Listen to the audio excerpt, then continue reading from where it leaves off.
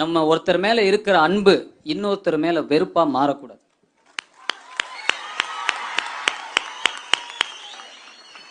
அப்படி மாறுனா அதுக்கு அர்த்தமே இல்லை, அந்த எமோஷனுக்கு அர்த்தமே கிடையாது. இன்னைக்கு உலகம் ரொம்ப ஒரு மோசமான நிலைமை நோக்கி போய்கிட்டு இருக்கு. அவ்வளவு நெகட்டிவிட்டி, அவ்வளவு சுத்தி என்னென்னவோ. யாருக்குமே யார் நல்லா இருந்தாலும் பிடிக்கல, என்ன விஷயமே புரியல. வாழுங்க, வாழ விடுங்க, சிம்பிள். എല്ലാവർക്കും നമ്മുടെ പുതിയൊരു വീഡിയോയിലേക്ക് അങ്ങയുടെ സ്വാഗതം. 3 സെക്കൻഡ് രംഗത്തിന് ആവശ്യപ്പെട്ടത് 10 കോടി.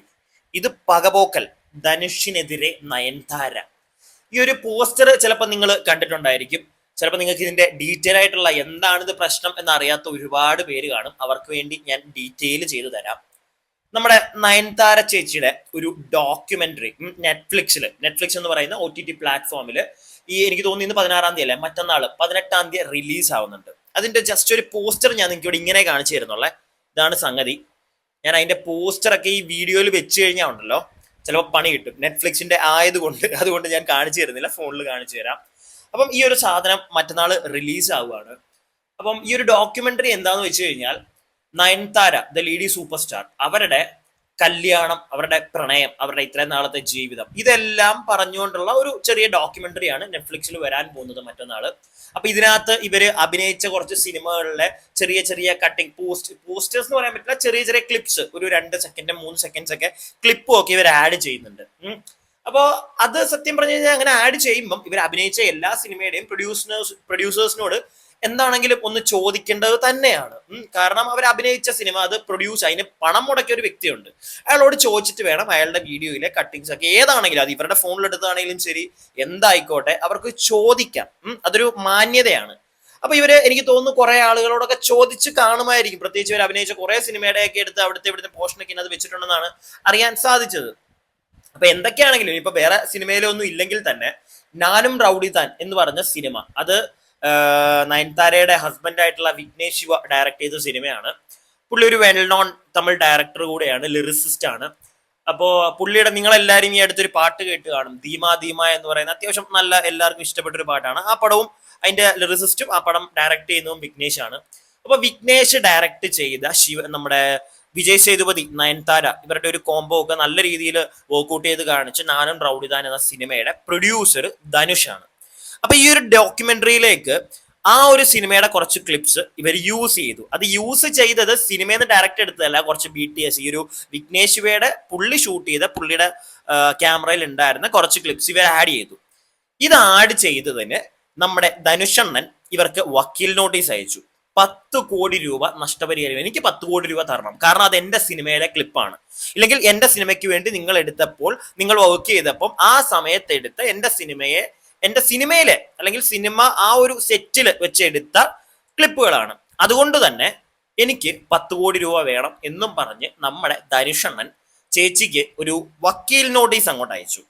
ഇതാണ് സംഗതി. ഒരു ടോട്ടൽ ഇതിന്റെ ഒരു പരിപാടി നിങ്ങൾക്ക് മനസ്സിലായല്ലോ. ഇതാണ് സത്യം പറഞ്ഞ ഇപ്പൊ നടന്നുകൊണ്ടിരിക്കുന്നത്. അപ്പൊ ഈ ഒരു വക്കീൽ നോട്ടീസ് അയച്ചപ്പോഴത്തേക്ക് ചേച്ചി അതിനെതിരായിട്ട് ഇന്ന് സോഷ്യൽ മീഡിയ വഴി, ഞാൻ ഇവിടെ 1-2 പോസ്റ്റേഴ്സ് എന്നല്ല, ചേച്ചി ഇന്ന് എഴുതിയിട്ട എന്താണ് ഒരു ലെറ്റർ പാഡിൽ ചേച്ചി കുറച്ച് കാര്യങ്ങൾ എഴുതിയിട്ടുണ്ട്. അത് ധനുഷിന് അയച്ചു കൊടുത്തതാണ്. അത് ചേച്ചി ഇന്ന് പുറത്തു വിടുകയും ചെയ്തു.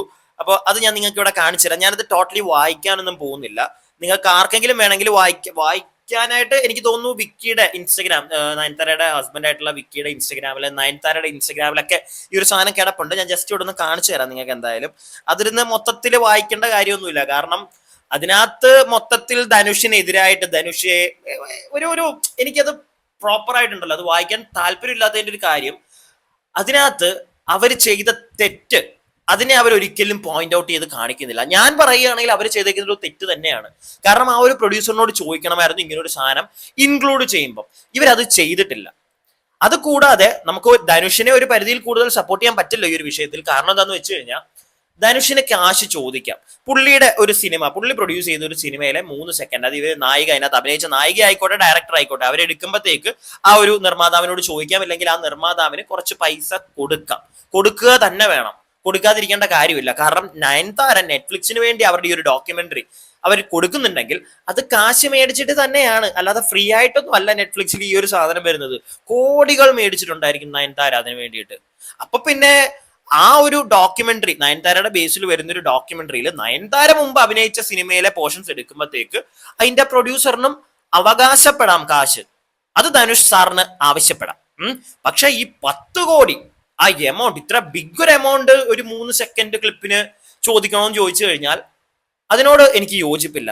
കാശ് മേടിക്കാം, ഒരു 50 ലക്ഷമോ ധനുഷ് ആയതുകൊണ്ട് ഒരു 50 ലക്ഷം വേണമെങ്കിലും ചോദിക്കുക, മേടിക്കുക, പോവുക, അത്ര ഉണ്ടായിരുന്നുള്ളൂ. നയൻതാര ആണെങ്കിൽ പോലും ഈ ഒരു ക്ലിപ്പ് ആഡ് ചെയ്യുന്നതിന് മുമ്പ് ധനുഷിനോട് ചിലപ്പോൾ ചോദിച്ചിട്ടുണ്ടെങ്കിൽ ചിലപ്പോൾ ഇങ്ങനൊരു കേസ്, ഒരു വക്കീൽ നോട്ടീസ് അയച്ച് ചിലപ്പോൾ ഇങ്ങനെ ഒരു പ്രശ്നം ഉണ്ടാവുമെന്ന് എനിക്ക് തോന്നുന്നില്ല.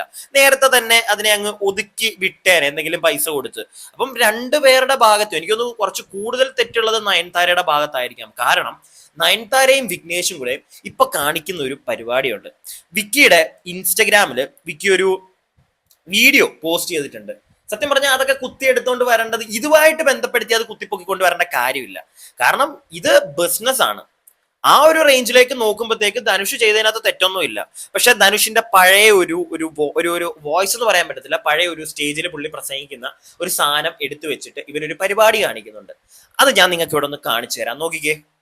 நம்ம ஒருத்தர் மேல இருக்கிற அன்பு இன்னொருத்தர் மேல வெறுப்பா மாறக்கூடாது.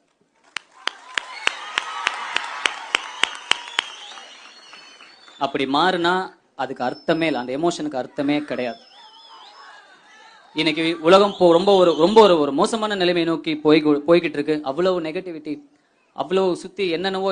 யாருக்குமே யார் நல்லா இருந்தாலும் பிடிக்கல, என்ன விஷயம்னே புரியல. வாழ விடுங்க, சிம்பிள். யாரையும் வெறுக்க வேண்டிய அவசியமே கிடையாது. எதுக்காக ஒருத்தர் இன்னொருத்தர் ஏன் வெறுக்கணும்? ஒருத்தர் பிடிச்சிருக்கா கொண்டாடுங்க, பிடிக்கலையா தள்ளிக்கோங்க, அவ்வளவுதான், சிம்பிள். இது பெரிய ராஜதந்திரம் எல்லாம் கிடையாது. അപ്പോ ഈ സാധനമാണ് വിക്കിച്ചേട്ടൻ ഇന്ന് എടുത്തിട്ടിരിക്കുന്നത്. വാഴുക വിടുങ്ക എന്നൊക്കെ പറഞ്ഞിട്ടുള്ള ഈ ഒരു സാധനം. അപ്പൊ ഇതിന്റെ ടൈറ്റിലായിട്ട് ഇതിനൊരു ടൈറ്റില് വിക്കി കൊടുത്തിരിക്കുന്നത് എന്താണെന്നറിയാവോ? ഇങ്ങനെയാണ് എഴുതി വെച്ചിരിക്കുന്നത്, വാഴ് വിടുങ്ക, അങ്ങനെ കണ്ടാണ് ഉദ്ദേശിച്ചിരിക്കുന്ന പുള്ളി. വാഴ ഇട് എന്നും പറഞ്ഞാണ് പുള്ളി ഇട്ടിരിക്കുന്നത്. എന്നിട്ട് സ്പ്രെഡ് ലവ്, ഓം നമഃ ശിവായ, at least for the sake of some innocent diehard fans who believe all of this, I sincerely pray to God for people to change and find happiness in other people's happiness എന്ന് പറഞ്ഞിട്ടുള്ള ഒരു സാധനമാണ് ഇട്ടിരിക്കുന്നത്. അപ്പൊ പുള്ളി പറഞ്ഞിരിക്കുന്നത് എന്താണ്? വാഴുക വിടുക, ജീവിക്കാൻ വിടുക, അതൊക്കെ വിട്ടുകളയുക, പഴയ കാര്യങ്ങൾ അങ്ങനത്തെ സാധനങ്ങളൊന്നും എടുത്തു വെക്കരുത്, ആളുകൾ സന്തോഷമായിട്ട് ജീവിച്ചോട്ടെ എന്നുള്ള രീതിയിലാണ് പുള്ളി സംസാരിക്കുന്നത്. പക്ഷെ അതിവിടെ കൊണ്ടുവരേണ്ട കാര്യം എന്താ? എനിക്കത് മനസ്സിലായില്ല. കാരണം ഇവിടെ ഒരു സിനിമ, ഒരു കുറച്ച് ക്യാഷിന്റെ പേരുള്ള ഒരു പരിപാടിയാണ് ഇപ്പൊ നടന്നുകൊണ്ടിരിക്കുന്നത്. നയൻതാര അവരുടെ ഡോക്യുമെന്ററി നെറ്റ്ഫ്ലിക്സിന് കൊടുക്കുന്നു, അവര് കാശ് മേടിച്ചിട്ട് കൊടുക്കുന്നു. അതിനകത്ത് പഴയ അവരഭിനയിച്ച സിനിമയിൽ ഒരു പാട്ടെടുത്ത് വെക്കുന്നു, 3 സെക്കൻഡ് ആയിക്കോട്ടെ, വോട്ട് എവർ. അതിന്റെ ഡയറക്ടർ പ്രൊഡ്യൂസറിനോട് ചോദിക്കാം, പ്രൊഡ്യൂസറിന് എന്തെങ്കിലും കാശ് കൊടുക്കണമെങ്കിൽ അത് ചെയ്യാം. അതൊന്നും ചെയ്യാതെ ഒരു പരിപാടി അവർ ചെയ്തിട്ട് പിന്നെ അതിന്റെ പ്രൊഡ്യൂസർ വന്നിട്ട് 10 കോടി എന്നൊക്കെ പറഞ്ഞ് വരുമ്പോഴത്തേക്ക് ഇങ്ങനത്തെ സാധനങ്ങൾ കുത്തിപ്പൊക്കിയിട്ടിട്ട് വലിയ കാര്യമുണ്ടെന്ന് എനിക്ക് തോന്നുന്നില്ല. പിന്നെ ധനുഷ് എന്ന് പറയുന്ന ആ ഒരു വ്യക്തിക്ക് ചെയ്യാവുന്ന ഒരു കാര്യം, ഇത് വക്കീൽ നോട്ടീസ് വഴി അയക്കാതെ പേഴ്സണലി വേണമെങ്കിൽ ഇവർ തമ്മിൽ എന്തെങ്കിലും പ്രശ്നമുണ്ടോ നമുക്കറിയില്ല, നമ്മൾ അതിനകത്തൊരു ചൂണ്ടിറങ്ങി പോകുന്നില്ല. വോട്ട് ഓവർ എന്തൊക്കെയാണെങ്കിലും വക്കീൽ നോട്ടീസിന് മുന്നേ ഡയറക്റ്റ് ഇവരെ വിളിക്കായിരുന്നു. എന്റെ പടത്തിന്റെ സാധനങ്ങളാണ് നിങ്ങൾ എടുത്തിരിക്കുന്നത്, എനിക്ക് പൈസ ഇത്ര തരണം എന്ന് പറഞ്ഞ് ചെറിയൊരു എമൗണ്ട് മേടിക്കായിരുന്നു. ഞാൻ നേരത്തെ പറഞ്ഞല്ലോ, ഈ 50 ലക്ഷം എന്നൊക്കെ പറഞ്ഞ നയൻതാരയ്ക്ക് ഒന്നുമല്ല. നയൻതാര അതിന്റെ ഡബിൾ, 10 ഇരട്ടി ആയിരിക്കും ചിലപ്പോൾ ഈ ഒരു ഡോക്യുമെന്ററി നെറ്റ്ഫ്ലിക്സിന് കൊടുത്തപ്പോഴത്തേക്ക് മേടിക്കുന്നത്. അതുകൊണ്ട് തന്നെ ആ ഒരു പൈസ കൊടുത്ത് അങ്ങനെ ചെയ്യാമായിരുന്നു. പക്ഷെ അതെടുക്കാതെ ഇങ്ങനെ ഒരു ചോദ്യവും പറച്ചിലും ഇല്ലാതെ അവരുടെ തോന്നിവാസം ചെയ്തിട്ട് പിന്നെ ധനുഷ് 10 കോടി ചോദിച്ചെന്ന് പറഞ്ഞ് പ്രശ്നം ഉണ്ടാക്കുന്നതിനകത്ത് എന്താണ് അർത്ഥമുള്ളതെന്ന് എനിക്ക് മനസ്സിലാവുന്നില്ല. പിന്നെ ഇത് ഞാൻ മാത്രം പറയുന്ന കാര്യമല്ല, ഈ ഒരു വീഡിയോ ഒക്കെ ഷെയർ ചെയ്തപ്പോഴും ഇവരുടെ ഈ ഒരു ഇഷ്യൂവിന് ഒരുപാട് കമന്റുകളാണ്. അതെനിക്ക് തോന്നുന്നു തമിഴ്നാട്ടിലെ ചേട്ടന്മാരിടുന്ന കമന്റുകളാണ് കൂടുതൽ. അതിനകത്ത് ഒരു 2 കമന്റ് മാത്രം നിങ്ങൾക്ക് ഞാൻ ഒന്ന് കാണിച്ചു തരാം. ഫസ്റ്റ് വൺ ഇതാണ്: are you selling on Netflix four free? You have been paid, right? It's degrading Dhanush. This way is not good. If you are doing some charity and if he is stopping that, then you can post like this. This karma will hit for all. As a producer, he has all the right. I must have spoke to him.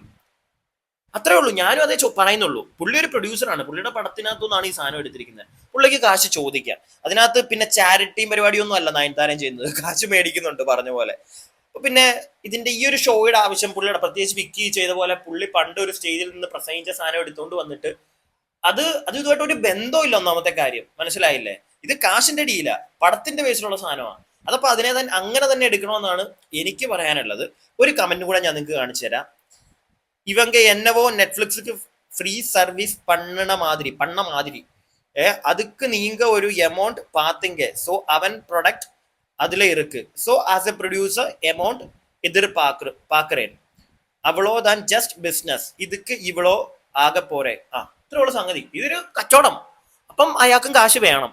അതിനകത്ത് പുള്ളി പ്രശ്നം ഉണ്ടാക്കിയെന്ന് പറഞ്ഞിട്ട് ഒരു കാര്യമില്ല. എന്റെ നയൻതാര ചേച്ചി പൈസ കൊടുക്ക്. അതാണ് നിങ്ങൾ ചെയ്യേണ്ട ഒരു മാന്യത. അത് 10 കോടിയൊന്നും കൊടുക്കണ്ട. പുള്ളിയെ വിളിച്ച് സംസാരിച്ചിട്ട് 10 കോടി ചോദിച്ചതിനകത്ത് എനിക്ക് മനസ്സിലാവുന്നില്ല കേട്ടോ. അത്രയ്ക്കുള്ളതൊക്കെ ഉണ്ടോ ഈ 3 സെക്കൻഡിന് വേണ്ടിയിട്ട്. ഞാൻ നിങ്ങളോടൊരു കാര്യം പറയാം.